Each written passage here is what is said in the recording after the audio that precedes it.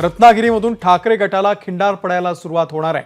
उद्योगमंत्री उदय सामंत यांनी हा मोठा दावा केलेला आहे। राज्यात पुन्हा एकदा ऑपरेशन धनुष्यबाण हे राबवलं जातंय का असा सवाल आता या निमित्तानं उपस्थित होतोय। उद्या माजी आमदार शिवसेनेमध्ये प्रवेश करणार आहे असं देखील उदय सामंत यांनी म्हटलेलं आहे।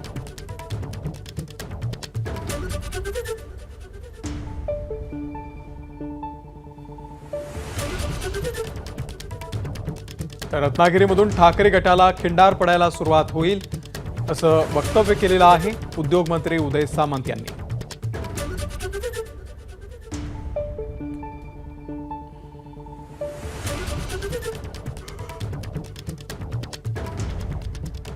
ठाकरेंचे 4 आमदार आमच्याकडे येणार आहेत।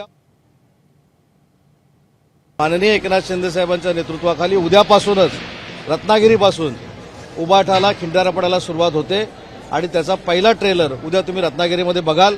मी जे काल सांगितलं की 4 उबाठाचे आमदार, 5 काँग्रेसचे आमदार, 3 उबाठाचे खासदार, 10 माजी आमदार आणि असंख्य जिल्हा प्रमुख हे माननीय एकनाथ शिंदे साहेबांच्या नेतृत्वाखाली शिवसेनेमध्ये सामील होत आहेत।